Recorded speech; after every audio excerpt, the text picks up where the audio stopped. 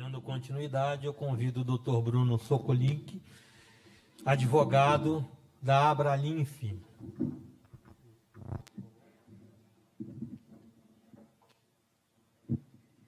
Bom dia a todos. Bom, agora a gente vai mudar um pouquinho de área, né? Sair um pouquinho da medicina, da fisioterapia, ingressar um pouquinho no incrível mundo do direito.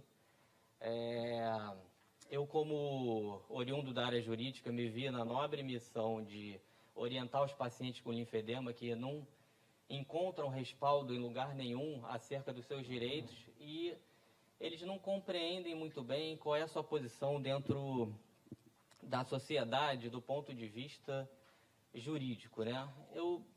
A pessoa com linfedema, ela se pergunta, será que eu sou um deficiente físico? Será que eu não sou um deficiente físico? Então, e sem ter essas respostas de forma técnica, de forma precisa, o paciente com linfedema ele fica numa berlinda em que ele não pode ingressar na iniciativa privada por meio das cotas para pessoas com deficiência e, ao mesmo tempo, ele não pode desempenhar as suas funções laborais, inclusive também com reflexos sociais e relacionais, porque ele tem limitações, né, das mais variadas ordens possível. Então, eu me propus a, pelo menos, já deve fazer uma década mais ou menos, junto com a Fernanda Gueiros, que foi a precursora de tudo, inclusive, a orientar essa categoria de pacientes, os pacientes com linfedema, né, do ponto de vista jurídico. Então, o paciente com linfedema, ele, volta e meia, ele se pergunta, temos um problema, né, na verdade, né, voltando um pouco. O paciente com linfedema, ele se pergunta, eu sou deficiente físico ou não, afinal? Então, eu costumo brincar que quando a pessoa começa a se questionar se ela é deficiente físico ou não, provavelmente ela é. Mas com o paciente com linfedema, a coisa é um pouco diferente, porque o linfedema, como muito bem demonstrado aqui, do ponto de vista técnico e científico, ele é uma deficiência física que eu gosto de chamar de deficiência física dinâmica. Por que dinâmica?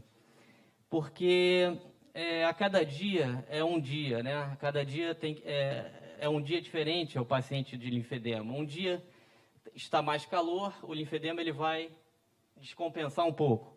Outro dia está frio, está um ambiente perfeito e propício ao desempenho de todas as atividades laborais, relacionais e sociais, mas ele teve um estresse do dia a dia, e o estresse também pode gerar uma descompensação do linfedema. Então, a linha é muito tênue entre o problema e a solução.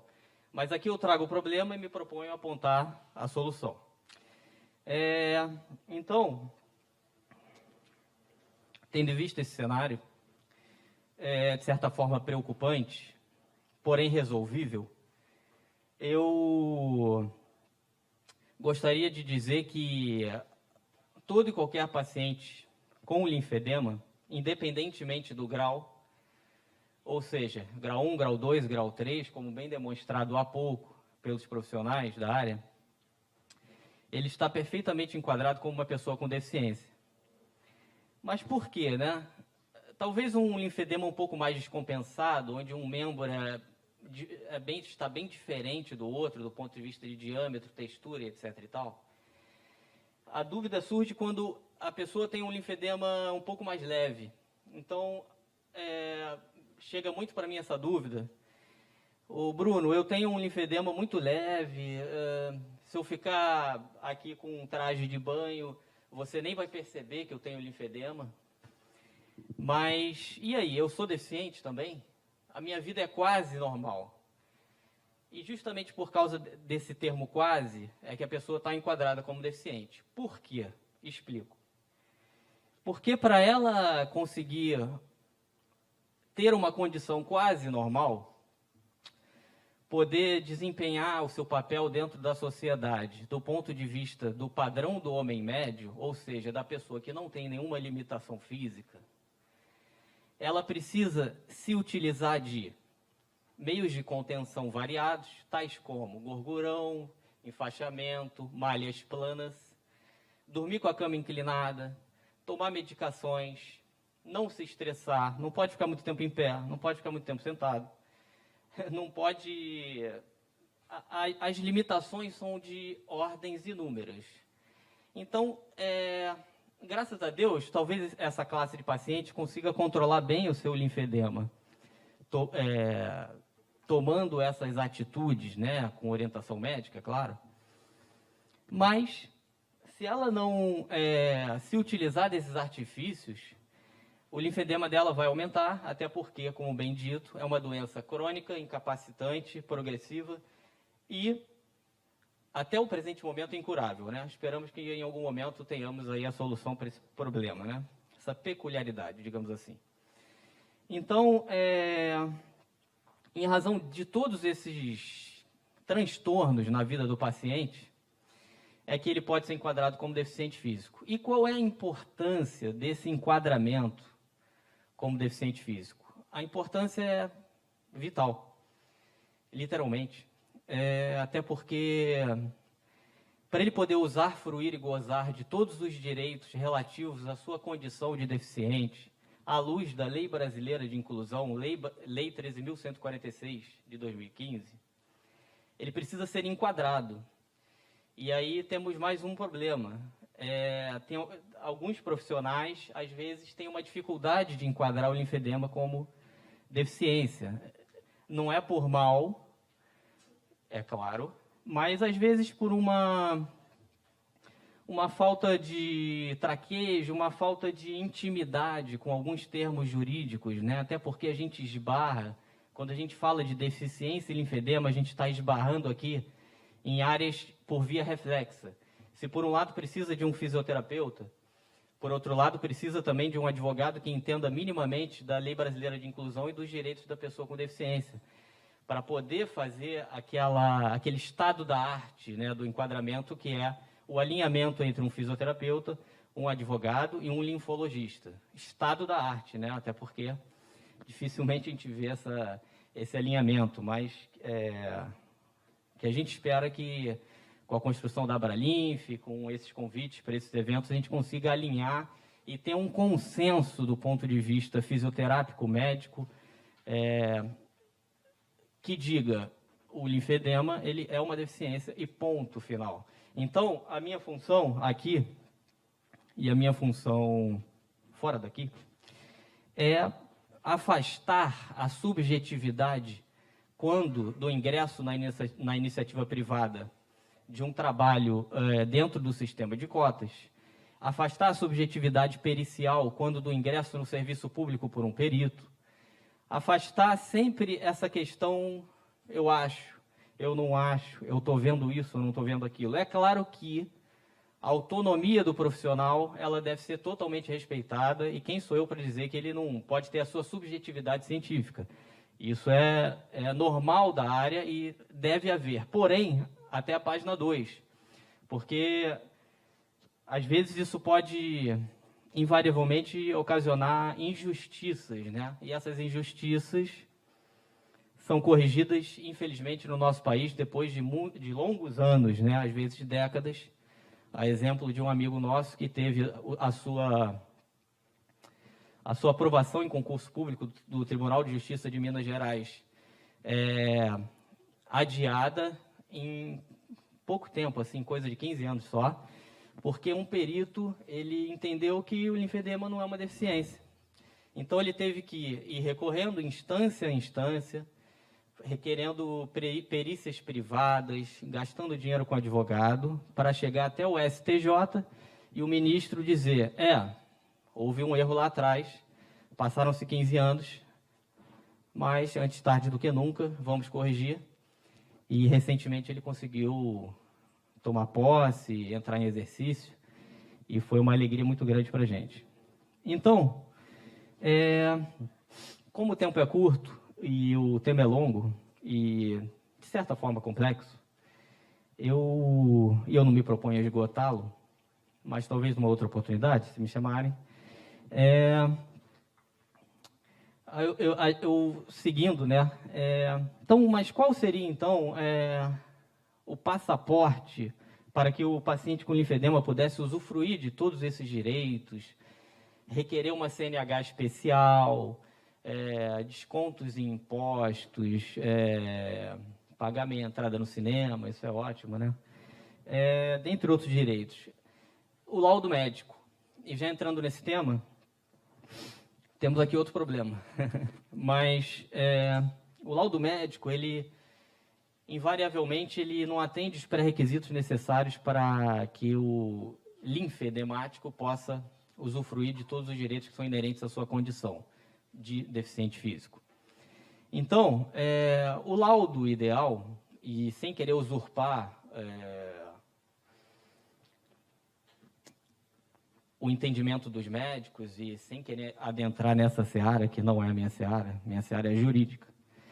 O laudo médico ideal, o estado da arte dos laudos médicos, é aquele laudo médico redigido por um linfologista ou um fisioterapeuta da área, especialista, tais como estes que estão aqui nesta mesa agora.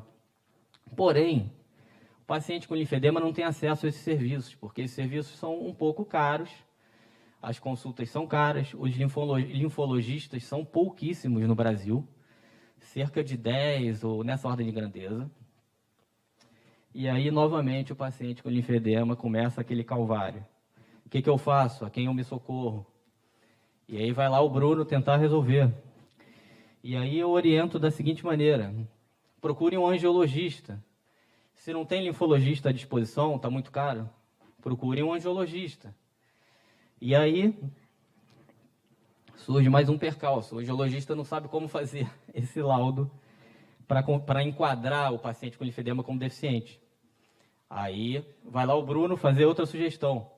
Existe um laudo, e é bom esclarecer isso, que o ideal é um laudo específico citando o CID e a CIF, impreterivelmente a CIF, até mais que o CID, porque o CID é um código internacional de doenças muito objetivo e pragmático, né? Então ele não leva em consideração a desabilidade, a disfuncionalidade do membro, questões sociais, questões relacionais, interação com a sociedade.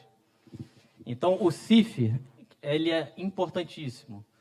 Então, mas isso também não é algo que às vezes o profissional da área esquece, enfim, passa batido, mas eu tento sempre relembrar isso. Mas voltando, então, se a pessoa não consegue chegar ao linfologista, não consegue ter um laudo redigido específico, a gente sempre recomenda o laudo caracterizador de deficiência, que é um laudo padrão, que talvez alguns profissionais aqui presentes já tenham no seu acervo, que é um laudo que afasta a subjetividade do profissional ao máximo, porque ele não redige o laudo, ele preenche o laudo. Então, é uma concepção completamente diferente. E, dentre outros... Então, o laudo, ele é o passaporte da felicidade, entre aspas, para o paciente com linfedema. Porque, através do laudo, ele vai poder, de fato, usufruir dos direitos inerentes à sua condição, tendo em vista que aquele laudo tem uma presunção de legalidade, veracidade. É uma presunção relativa, mas é uma presunção, tem um profissional assinando, tem um CRM embaixo, tem outros documentos que ajudam. Por exemplo, o Detran do Rio de Janeiro, ele confecciona uma identidade com os dizeres, pessoa com deficiência. Ali já é um documento que dá força também para comprovar a sua condição, porque é um documento que tem fé pública, né? Uma CNH especial, a pessoa já passou por uma perícia do Detran, então tudo isso vai corroborando para a pessoa ter um arcabouço documental necessário e suficiente para ele usufruir de todos os direitos que ele faz jus. Bom, então a Abralinf, ela vem com essa missão também, dentre inúmeras outras, como vai ser muito bem falado oportunamente pelos colegas, que é tornar claro que a pessoa com linfedema é uma pessoa com uma deficiência física. E se isso não for muito bem delineado, comprovado e tiver um consenso quanto a isso, se não tivermos, não chegarmos neste nível de solução do problema, a gente não vai dificultar muito a inclusão social desses pacientes, né? Então, eu gostaria de... Tem muita coisa a ser dita. Se alguém quiser fazer alguma pergunta, quiser aproveitar, me coloco à disposição. Eu gostaria de agradecer a oportunidade.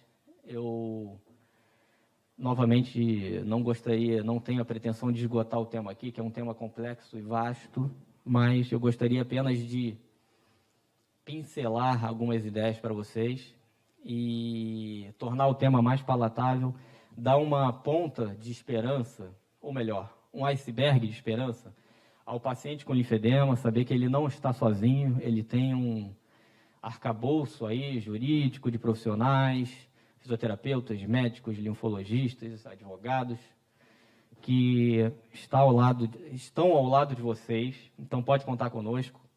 E eu me coloco à disposição para todo aquele paciente ou qualquer pessoa com deficiência, mas eu me especializei mais no paciente com linfedema, que queira me contactar e tirar algum tipo de dúvida, se tiver algum tipo de orientação que eu possa ajudar, agregar, eu estou à disposição. Muito obrigado pela oportunidade.